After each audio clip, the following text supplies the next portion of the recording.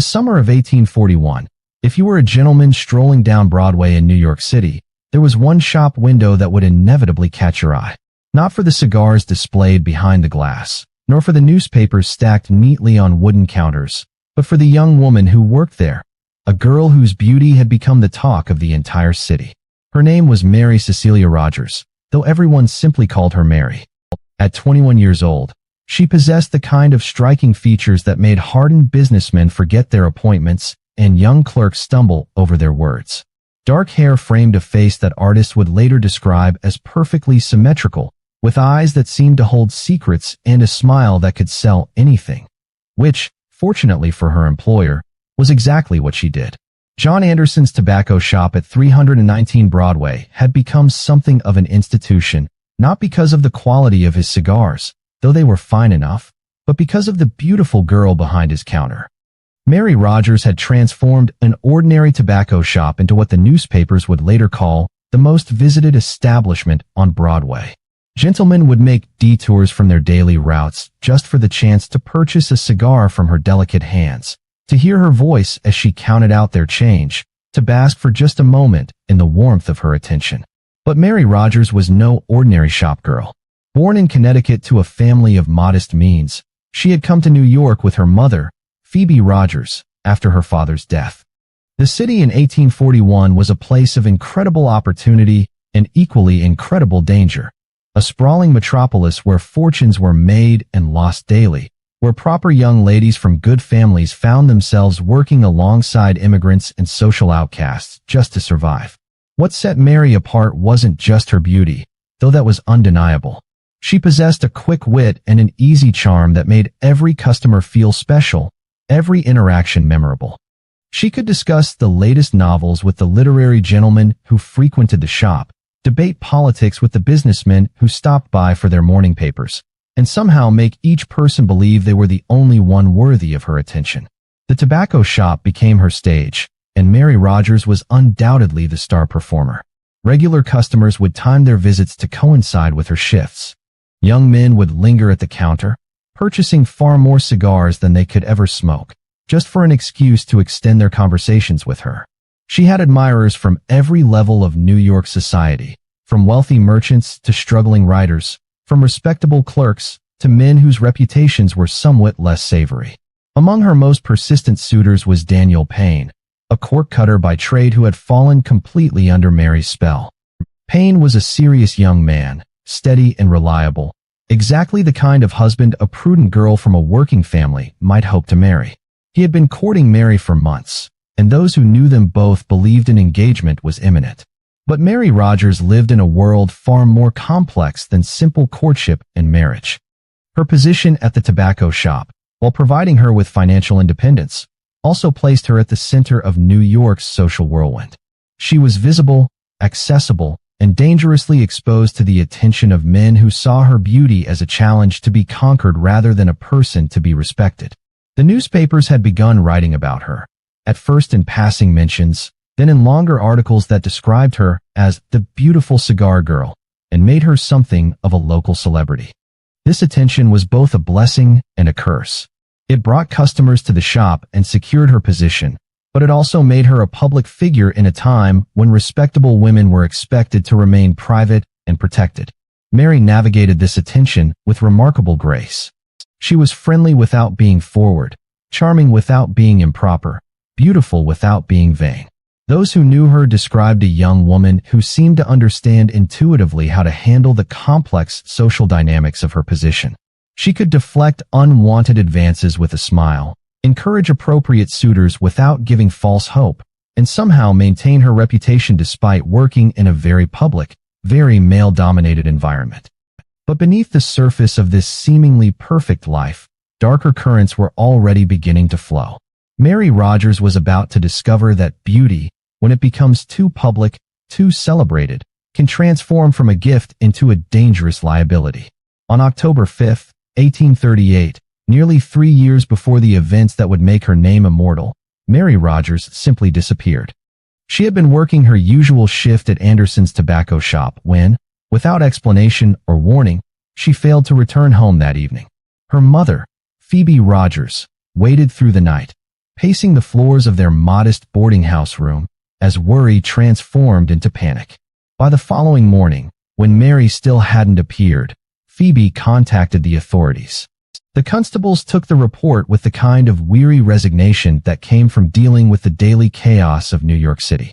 Young women went missing regularly in the sprawling metropolis, some by choice, some by force, some simply swallowed up by the anonymous crowds that surged through the streets like human tides. But this wasn't just any young woman. This was the Beautiful Cigar Girl, and her disappearance sent ripples of concern through the community of men who had made Anderson's tobacco shop a regular stop. Within hours, the story had spread throughout the commercial district. Customers arrived at the shop expecting to see Mary's familiar face behind the counter, only to find Anderson himself serving cigars with obvious distress written across his features. The newspapers seized upon the story with an enthusiasm that revealed just how famous Mary had become. "Mysterious Disappearance of the Beautiful Cigar Girl," read the headlines, and suddenly all of New York was talking about Mary Rogers. Her photograph, a daguerreotype that captured her serene beauty, appeared in multiple papers, making her perhaps the first missing person in American history to receive such widespread media coverage. Search parties formed spontaneously. Groups of Mary's admirers combed the docks, questioned ferry operators, and walked the dangerous neighborhoods where a young woman might be taken against her will. The Hudson River was dragged. Police questioned suspicious characters throughout the city. Daniel Payne, her devoted suitor, barely slept as he joined search after search, his face growing more haggard with each passing day. The theories multiplied as quickly as the search efforts. Some believed she had been kidnapped by one of the unsavory characters who frequented the waterfront taverns. Others whispered about wealthy men who collected beautiful women like expensive paintings, keeping them hidden away in private apartments. The most optimistic suggested she had simply run away, perhaps to escape an unwanted marriage, perhaps to pursue opportunities on the stage, perhaps to start fresh in another city where her beauty wouldn't make her quite so public a figure. For 3 agonizing days, Mary Rogers remained missing. The story dominated the front pages of New York's newspapers, and her name was on everyone's lips. Reward money was offered for information leading to her safe return. Tips poured in from across the city, sending search parties racing to Brooklyn, to New Jersey, to the immigrant neighborhoods of Manhattan's Lower East Side. Then, as suddenly as she had vanished, Mary Rogers reappeared. On October 8th, she walked calmly into Anderson's tobacco shop as if nothing had happened. She took her place behind the counter, smoothed her dark hair, and began serving customers with the same gracious manner that had made her famous. When questioned about her absence, she offered only the vaguest of explanations. She had been visiting relatives, she said. A family emergency. Nothing more. The newspapers, which had worked themselves into a frenzy over her disappearance, now found themselves in an awkward position. They had created a sensation, sold thousands of copies, and captivated the entire city with the mystery of the missing cigar girl. Her anticlimactic return left them with little to say beyond brief notices that she was safe and had resumed her duties. But those closest to Mary noticed changes. She seemed more guarded, more cautious in her interactions with customers. The easy confidence that had characterized her demeanor appeared slightly diminished, as if the experience, whatever it had been, had reminded her of vulnerabilities she had previously ignored.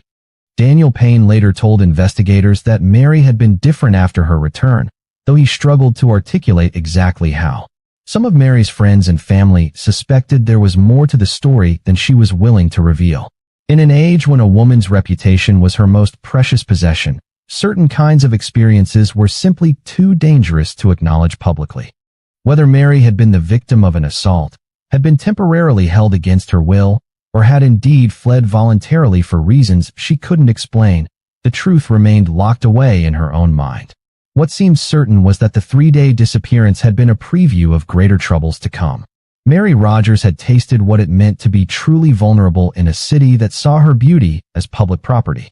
She had learned that her celebrity status, while profitable, also made her a target for attention she neither sought nor welcomed. The mystery of those 3 days in October 1838 would remain unsolved, but it would take on new significance less than 3 years later, when Mary Rogers disappeared again, this time forever. In the years following her mysterious three-day disappearance, Mary Rogers had become something unprecedented in American society, a working-class celebrity whose fame extended far beyond the boundaries of New York City. Her beauty had been immortalized in countless newspaper illustrations, her story retold in penny papers from Boston to Philadelphia, and her image had even inspired popular songs and theatrical performances. The phenomenon of Mary Rogers revealed something profound about America in 1841.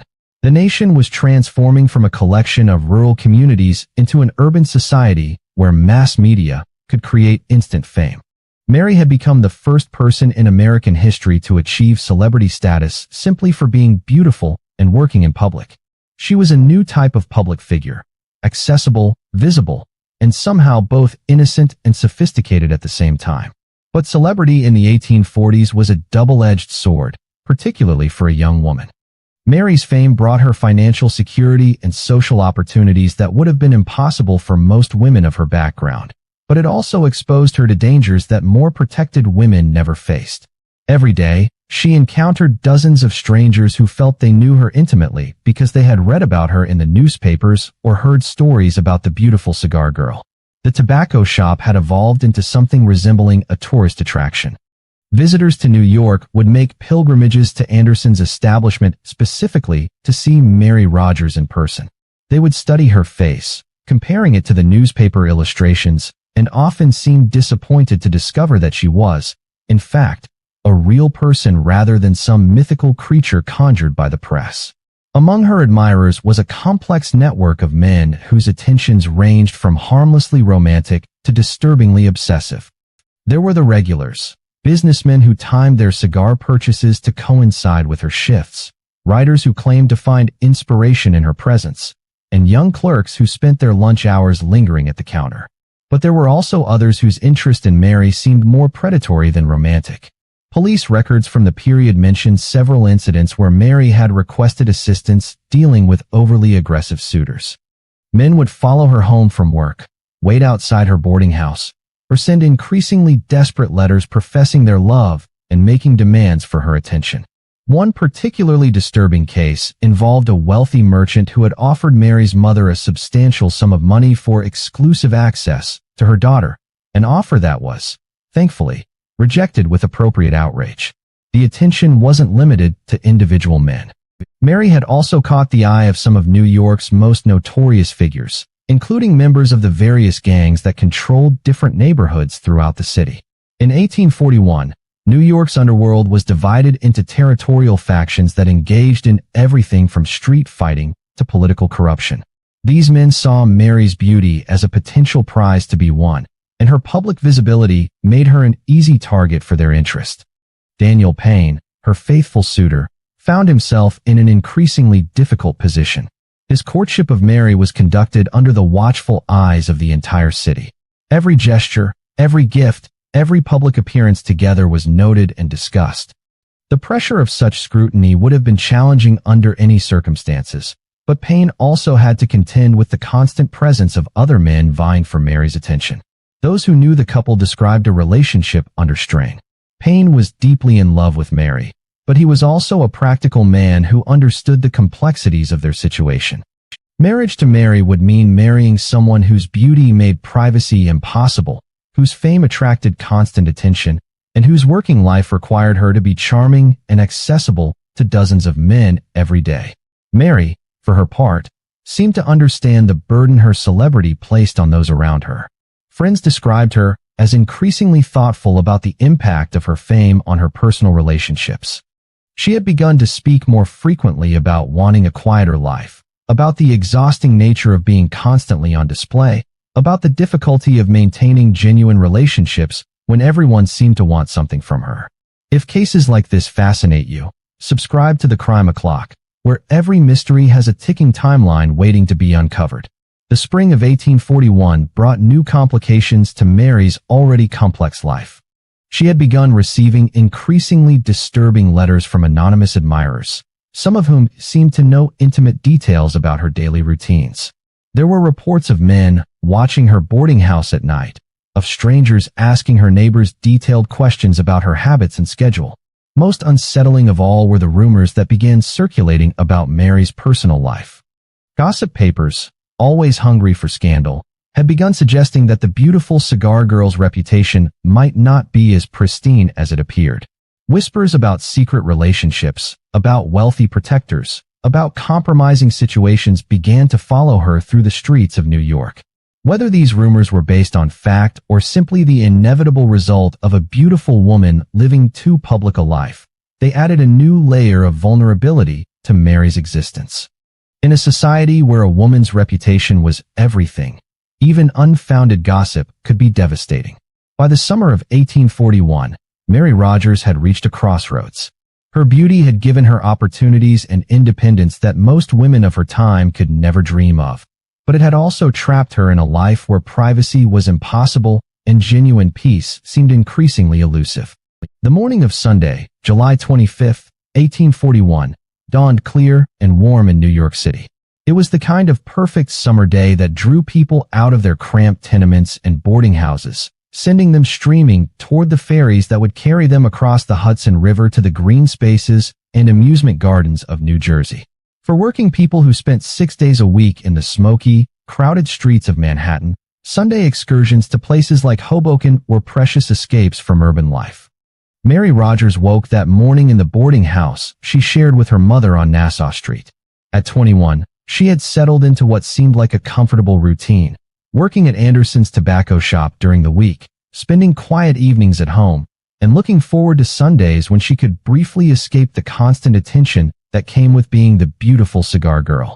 Phoebe Rogers, Mary's mother, had planned to accompany her daughter on what was meant to be a pleasant day trip across the river.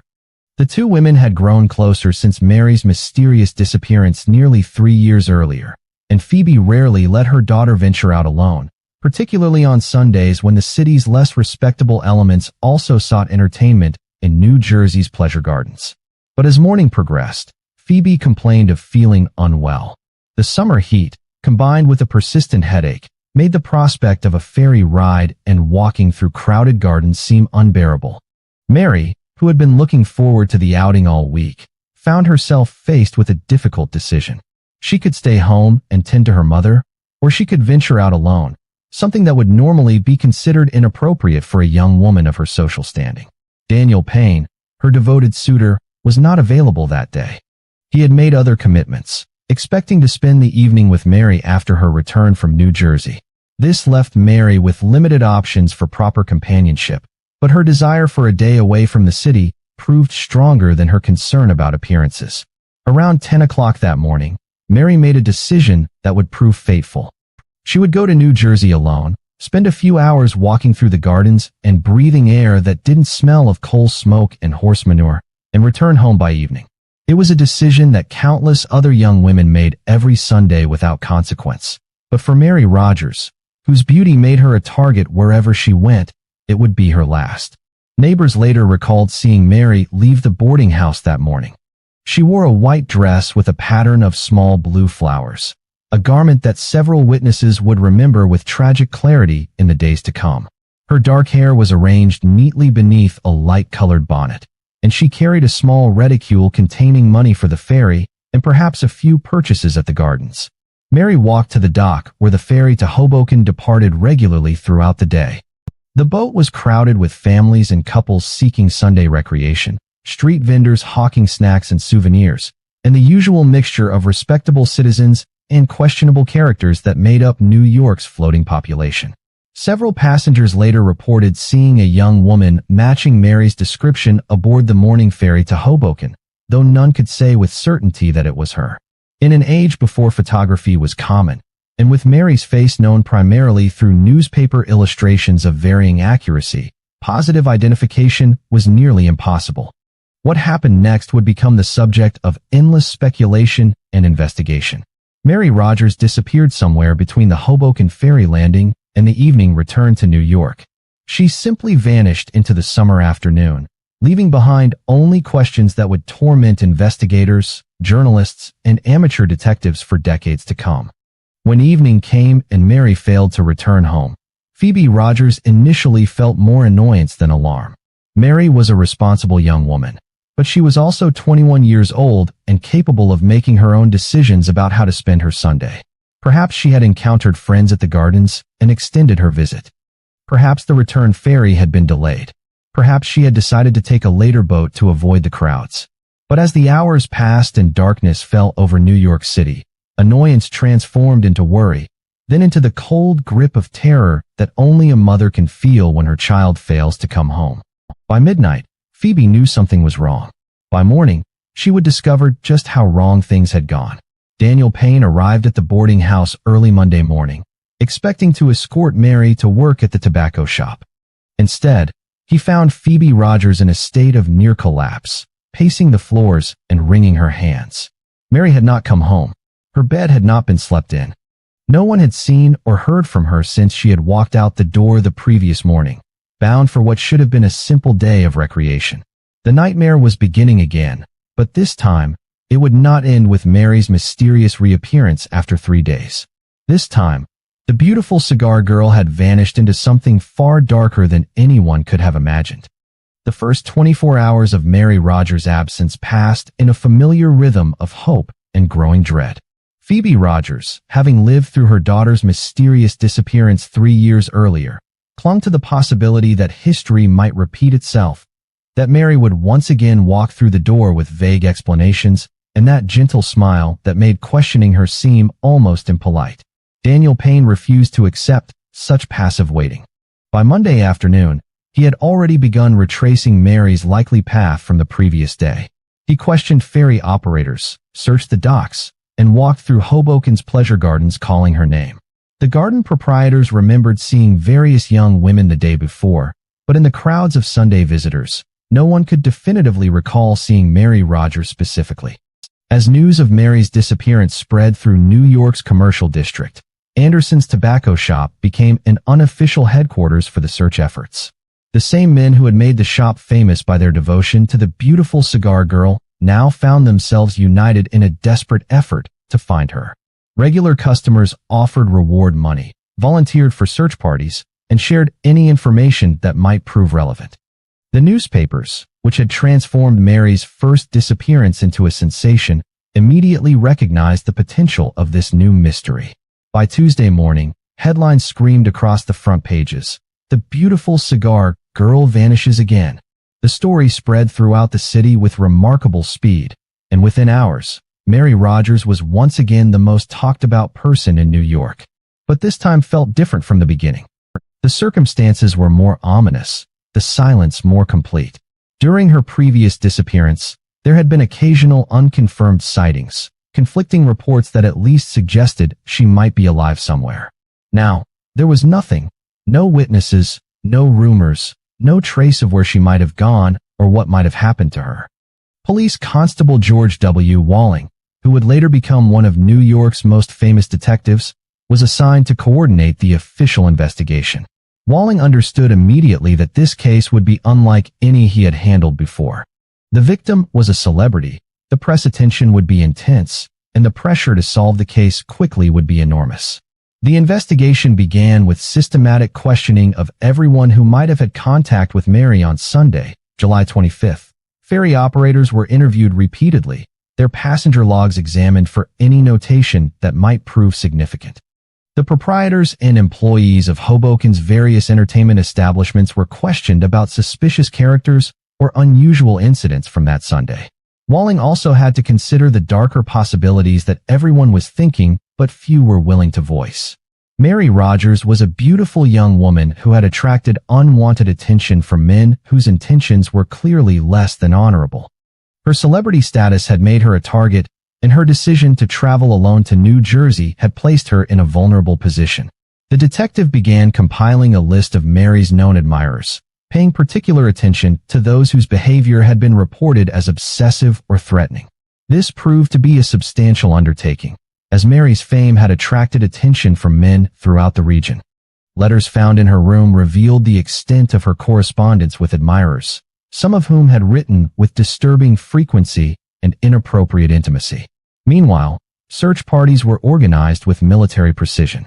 Groups of volunteers were assigned specific areas to cover: the waterfront, the wooded areas around Hoboken, the various islands in the Hudson River where a body might wash ashore. Reward money continued to pour in from Mary's admirers and from business owners who understood that her disappearance was damaging to the city's reputation. By Wednesday, July 28th, the third day of Mary's absence, the mood had shifted from hopeful concern to grim acceptance that something terrible had occurred. The searches had yielded nothing. The questioning of potential witnesses had produced no solid leads. The investigation was stalled, and everyone involved was beginning to confront the possibility that Mary Rogers might never be found alive. Daniel Payne had barely slept since Sunday.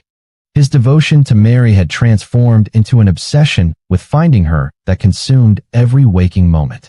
He had walked hundreds of miles through Manhattan and New Jersey, questioned countless strangers, and followed up on dozens of false leads. Friends worried that he was approaching a complete breakdown, but he refused to rest while Mary remained missing. Phoebe Rogers had retreated into a state of shock that worried everyone who saw her. The prospect of losing her daughter permanently seemed to be destroying her will to live. Neighbors took turns sitting with her, bringing food she wouldn't eat and offering comfort she couldn't accept. As Wednesday evening approached, New York City held its collective breath. The beautiful cigar girl had been missing for 3 full days, and hope was fading with the summer sun. The silence was becoming unbearable, and everyone connected to the case understood that each passing hour made a happy resolution less likely. None of them could have imagined the horror that Thursday morning would bring. Thursday, July 29, 1841, began like any other summer morning along the Hudson River. The sun rose over the Palisades, casting long shadows across the water toward Manhattan, and the ferries resumed their regular schedule between New York and the New Jersey shore. For most people, it was simply another day in what had become a routine of work, commerce, and the endless bustle of urban life. But for 2 men walking along the shoreline near Hoboken that morning, July 29th would become a date they would never forget. James Bullard and Henry Mallon were beachcombers by profession and scavengers by necessity. They made their living searching the Hudson River's edge for anything the tides might deliver: driftwood, lost cargo, objects that could be sold or repurposed. It was humble work, but in a city where thousands struggled for survival, any legitimate source of income was precious. Around 9 o'clock that morning, the 2 men were working their way along a particularly secluded stretch of shoreline near a formation known as Sybil's Cave. The cave was a well-known landmark, carved into the rocky face of the Palisades by centuries of water action. During high tide, the waves would surge into the cave's mouth, creating echoes that local legend claimed were the voices of spirits trapped within the rock. As Bullard and Mallon approached the area near the cave, something unusual caught their attention floating in the shallow water near the shore. At first glance, it appeared to be a bundle of cloth, perhaps clothing that had fallen from a ferry or been discarded by someone cleaning house. Such discoveries were common enough along the waterfront, where the river served as both highway and garbage dump for the growing metropolis.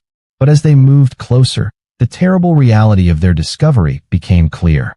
What they had found was not discarded clothing, but the body of a young woman, floating face down in the murky water that lapped against the rocky shore. Bullard later described the moment of recognition as one that would haunt him for the rest of his life. Even in death, even after days in the water, the woman's beauty was unmistakable. Her dark hair floated around her head like seaweed, and her white dress with its pattern of small blue flowers had become a shroud that clung to her lifeless form. The 2 men immediately recognized that they had found Mary Rogers. Within minutes, word of the discovery was racing through Hoboken and across the river to Manhattan. Ferry operators abandoned their regular schedules to carry the news, and by noon, crowds had begun gathering along both shores of the Hudson. The beautiful cigar girl had been found, and the worst fears of everyone who had searched for her had been realized. Police Constable Walling arrived at the scene within hours, along with a growing crowd of officials, journalists, curiosity seekers, and grieving friends.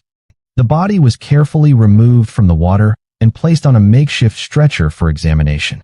What they discovered would provide crucial clues about Mary's final hours, but would also deepen the mystery surrounding her death. The condition of the body suggested that Mary had been dead for several days, consistent with her disappearance the previous Sunday.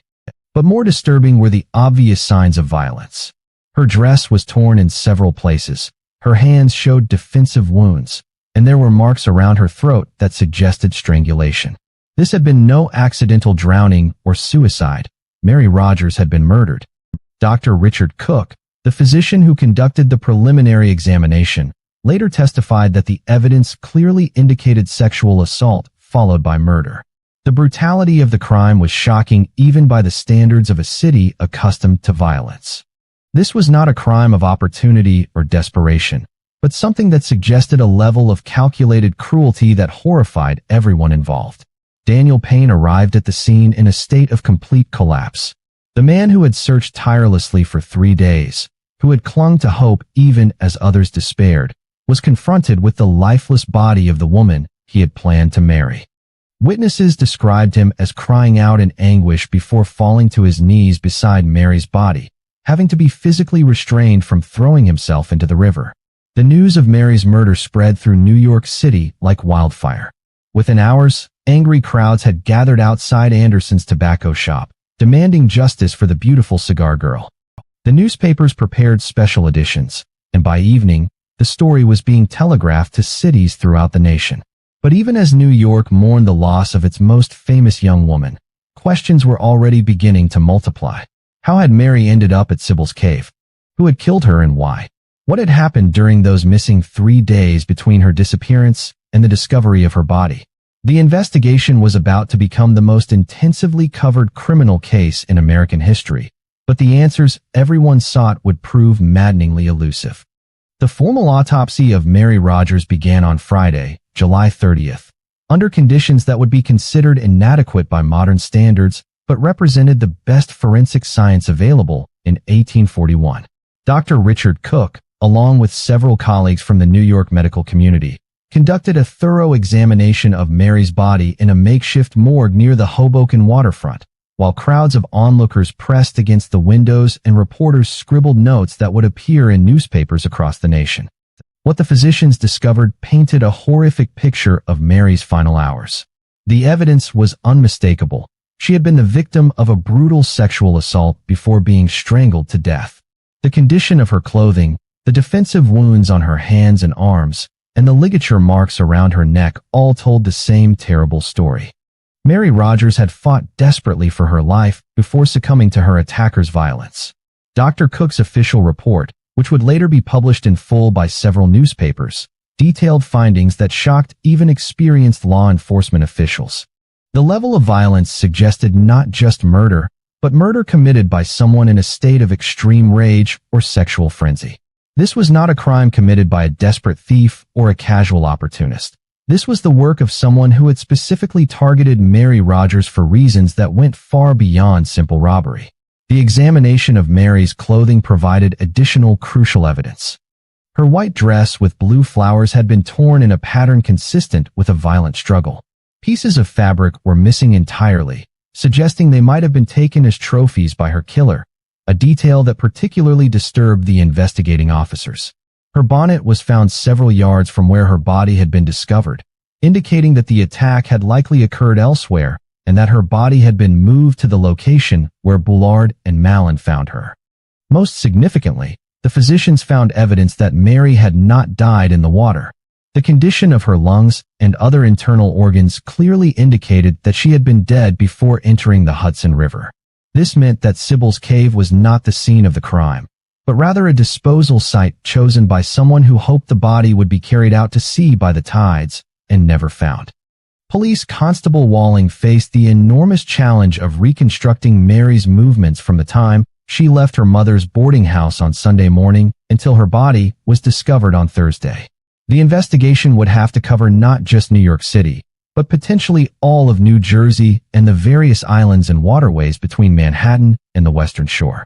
The first breakthrough came from ferry operator Timothy Webster, who positively identified Mary as having been aboard his boat on Sunday morning, July 25th. Webster remembered her specifically because of her beauty and because she had traveled alone, which was unusual for a young woman of her apparent social standing.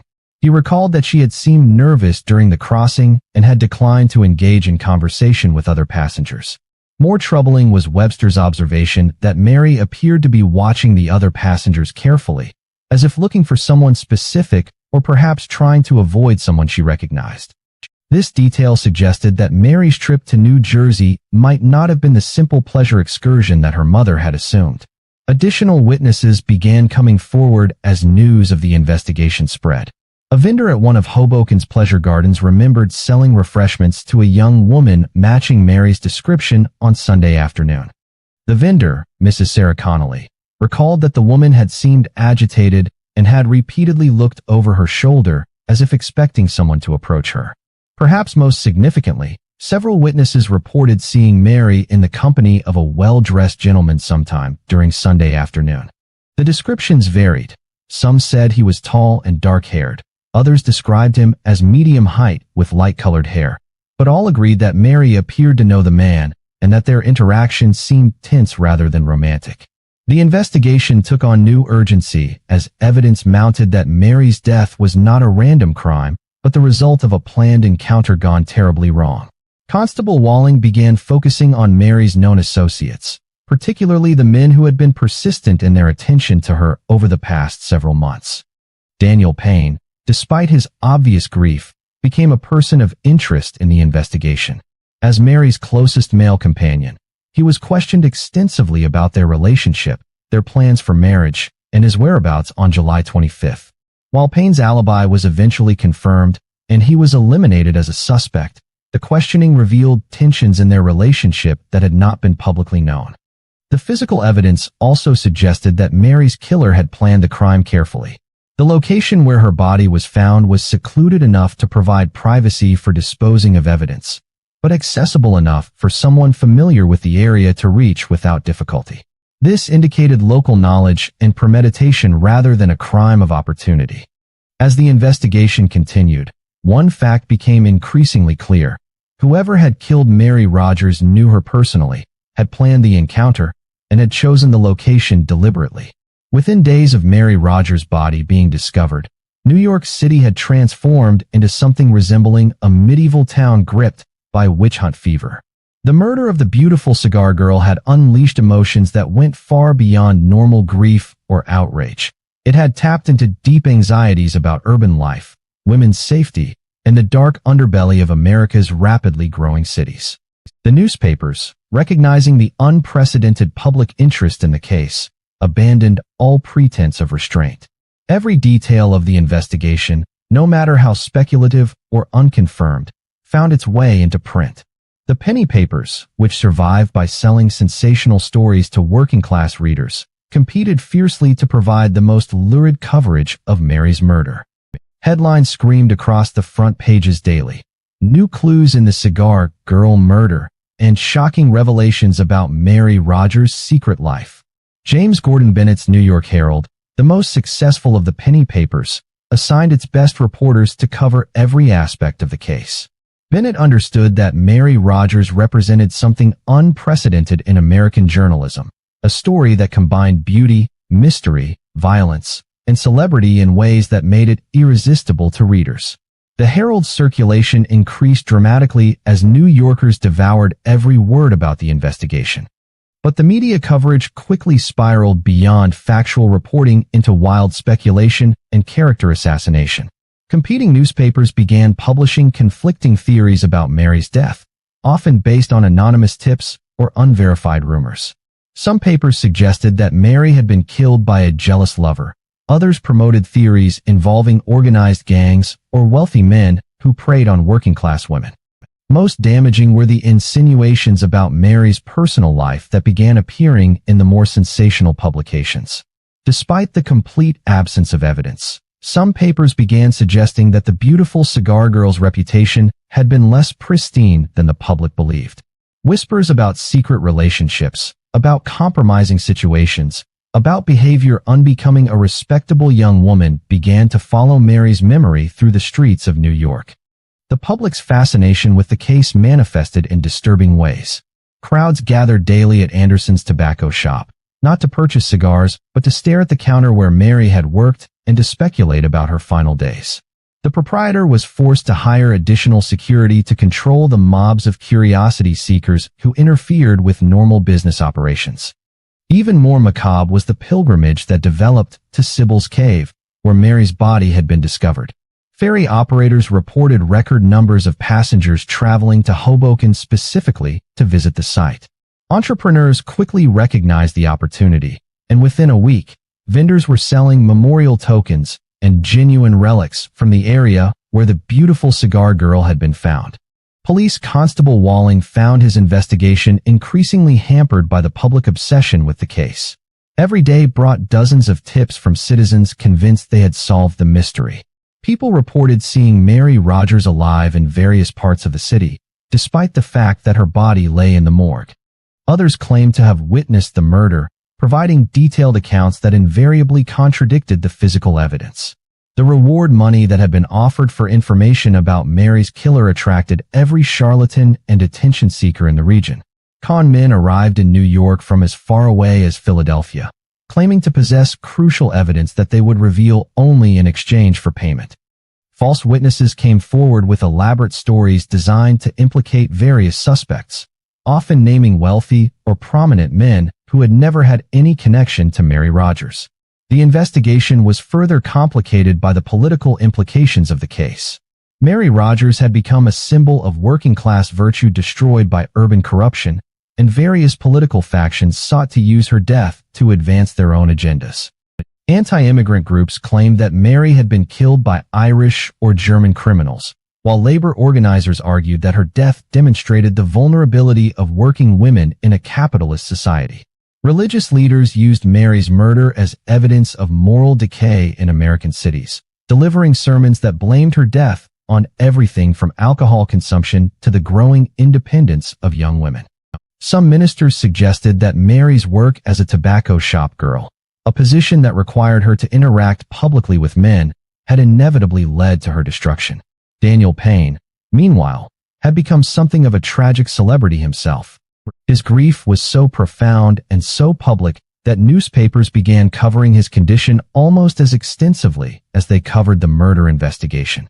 Payne had lost significant weight, rarely slept, and spent his days wandering the streets of New York in a daze of sorrow that moved even strangers to tears. The pressure on law enforcement to solve the case grew more intense with each passing day. Mayor Robert Morris faced angry crowds demanding justice for Mary Rogers, while Police Chief George Matzel struggled to maintain order as vigilante groups threatened to take the law into their own hands. What's your take on this case? Share your thoughts below and subscribe to the Crime O'Clock, because the next mystery is already ticking. As August 1841 progressed, it became clear that the murder of Mary Rogers had become more than just a criminal investigation. It had become a cultural phenomenon that revealed the hopes, fears, and prejudices of an entire society. In the autumn of 1841, as the official police investigation into Mary Rogers' murder stalled and public frustration mounted, an unlikely detective inserted himself into the case. Edgar Allan Poe, already established as America's master of Gothic horror and psychological suspense, had been following the investigation with the keen interest of both a journalist and a student of human nature. Poe was living in Philadelphia at the time, working as an editor for Graham's magazine. But the Rogers case had captured his imagination in ways that transcended professional curiosity. He saw in Mary's murder not just a tragic crime, but a perfect example of how reality could surpass even the darkest fiction in its capacity to horrify and mystify. What distinguished Poe's approach from that of the police and newspaper reporters was his systematic analysis of the evidence using what he called ratiocination, a method of logical deduction that would later influence detective fiction for generations. While others focused on gathering testimony and following leads, Poe examined the physical evidence and the circumstances of the crime with the analytical precision of a mathematician solving an equation. In November 1841, Poe published his analysis in the form of a short story titled The Mystery of Marie Roget, which was transparently based on the Rogers case. He changed the setting from New York to Paris and renamed the victim Marie Roget, but every detail of the fictional crime corresponded exactly to the known facts of Mary Rogers' murder. Through his fictional detective, C. Auguste Dupin, Poe systematically dismantled the various theories that had been proposed by police and press. He analyzed the location where Mary's body was found, the condition of her clothing, the timeline of her disappearance, and the behavior of the various suspects with a precision that exposed the flawed reasoning behind most of the popular theories. Poe's most significant contribution to the investigation was his analysis of the location where Mary's body was discovered. While police had assumed that Sybil's Cave was simply a convenient disposal site, Poe argued that the specific location was crucial to understanding the crime. The cave was secluded enough to provide privacy, but it was also a place where bodies would eventually be found rather than carried out to sea, suggesting that the killer wanted Mary to be discovered. More provocatively, Poe suggested that the very brutality of the crime scene might have been deliberately staged to mislead investigators. The evidence of sexual assault and extreme violence, he argued, could have been created post-mortem to disguise the true motive for Mary's murder. This theory was so shocking that few contemporary readers took it seriously, but it demonstrated Poe's willingness to consider possibilities that others found too disturbing to contemplate. Through his fictional Dupin, Poe also analyzed the various suspects who had been questioned by police. He systematically eliminated Daniel Payne, pointing out that the young man's grief was too genuine and his alibi too solid to make him a credible suspect. He similarly dismissed the theories involving random criminals or gang members, arguing that the specific location of the crime and the careful disposal of the body indicated someone with intimate knowledge of both Mary and the geography of the Hudson River area. Most controversially, Poe suggested that Mary Rogers might not have been murdered at all, but might have died during a botched abortion procedure.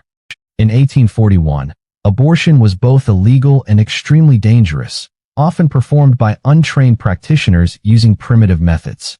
Poe theorized that Mary might have become pregnant, sought an abortion, died during the procedure, and then had her death staged to look like murder to protect those involved. This theory was based on several pieces of evidence that others had overlooked. The 3-day gap between Mary's disappearance and the discovery of her body was consistent with the time needed to arrange such a procedure. The location where she was found was near several establishments known to provide illegal medical services. Most significantly, the condition of Mary's body, while consistent with sexual assault, was also consistent with death during a surgical procedure followed by deliberate mutilation to disguise the true cause. Poe's abortion theory created a sensation when The Mystery of Marie Roget was published, but it also generated fierce opposition from those who had idealized Mary Rogers as a symbol of pure womanhood destroyed by urban corruption. The suggestion that the Beautiful Cigar Girl might have been sexually active, might have become pregnant outside of marriage, and might have sought an illegal abortion challenged fundamental assumptions about her character that many people were unwilling to abandon. The writer's investigation also revealed the limitations of police work in the 1840s. While Constable Walling and his colleagues had worked diligently to gather evidence and question suspects, they lacked the scientific methods and analytical frameworks that would later become standard in criminal investigation. Poe's systematic approach demonstrated how much valuable information had been overlooked or misinterpreted. Whether Poe's theory was correct would remain a subject of debate for decades, but his methodical analysis of the evidence established new standards for criminal investigation and helped transform public understanding of how such cases should be approached. The author's involvement in the Rogers case also marked a turning point in his own career, establishing him as America's first writer of detective fiction and influencing his creation of stories that would define the genre for generations to come. More than 18 decades have passed since Mary Rogers walked out of her mother's boarding house on that fatal Sunday morning in July 1841, yet her murder remains one of America's most enduring unsolved mysteries. Despite the thousands of hours invested in investigation, the countless theories proposed by everyone from police detectives to literary giants, the identity of her killer has never been definitively established. In the immediate aftermath of the case, several arrests were made, but none resulted in convictions. The most significant suspect was a tavern keeper named Frederico Loss, who operated an establishment near the area where Mary's body was discovered. Mrs. Loss had initially denied seeing Mary on the day of her disappearance, but later changed her story, claiming that Mary had indeed visited her tavern in the company of a well-dressed gentleman. According to Mrs. Loss's revised account, Mary and her companion had seemed agitated during their visit, engaging in what appeared to be a heated discussion before leaving together toward the more secluded areas near Sybil's Cave. The tavern keeper claimed she had not initially come forward because she feared becoming involved in such a notorious case, but her changing story made her testimony suspect. More intriguingly, Mrs. Loss hinted that she knew more about Mary's death than she was willing to reveal publicly. She spoke mysteriously about arrangements that had been made, about people who needed to be protected, and about secrets that were too dangerous to expose. These cryptic statements led some investigators to believe that Mrs. Loss might have been involved in facilitating whatever encounter led to Mary's death. The case took another dramatic turn when Mrs. Loss was found dead in her own tavern several months later, apparently from a gunshot wound. Whether her death was suicide, accident, or murder was never determined, but it eliminated the person who might have held the key to solving Mary Rogers' murder. Daniel Payne's tragic fate added another layer of mystery to the case. Unable to recover from his grief over Mary's death, Payne began drinking heavily and speaking obsessively about joining his beloved in death. On October 7, 1841, exactly 3 years after Mary's first mysterious disappearance, Payne was found dead near the same area where Mary's body had been discovered. A bottle of poison was found beside his body, along with a note that read simply, "To the world, here I am on the very spot where she was murdered. May God forgive me for my misspent life." Payne's suicide note suggested that he possessed knowledge about Mary's death that he had never shared with investigators, but his death ensured that whatever secrets he carried would die with him. Some theorized that Payne had been involved in Mary's death, perhaps accidentally, and had been consumed by guilt. Others believed that he had simply been destroyed by grief and his suicide note reflected only his emotional state rather than actual knowledge of the crime. Edgar Allan Poe's abortion theory gained credibility over the years as more evidence emerged to support it. Medical records from the period, discovered decades later, revealed that illegal abortion procedures were far more common in New York than had been publicly acknowledged. Several establishments near where Mary's body was found were later confirmed to have provided such services, often with tragic results. The theory suggested that Mary Rogers had become pregnant, possibly by someone whose identity she wished to protect, and had sought a dangerous illegal procedure to terminate the pregnancy. When the procedure went wrong and resulted in her death, those involved had staged the scene to make it appear that she had been murdered during a sexual assault. This explanation accounted for several puzzling aspects of the case. The 3-day delay between Mary's disappearance and the discovery of her body, the specific location where she was found, the nature of the injuries to her body, and the apparent attempts to mislead investigators about the cause of death. Modern forensic analysis might have resolved many of the questions surrounding Mary Rogers' death, but in 1841, the scientific methods that could have provided definitive answers simply did not exist.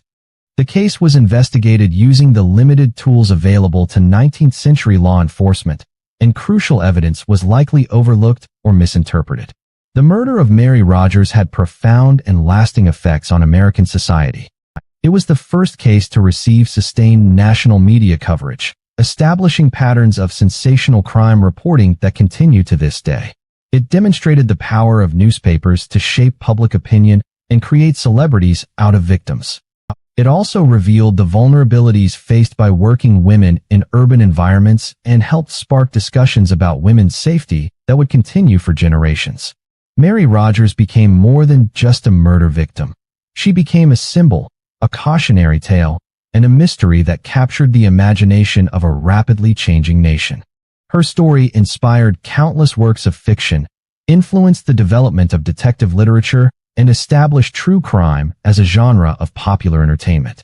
The Beautiful Cigar Girl's legacy endures not because her killer was found and justice was served, but because her murder revealed fundamental truths about American society that remain relevant today. In death, Mary Rogers achieved a kind of immortality that her beauty alone could never have provided.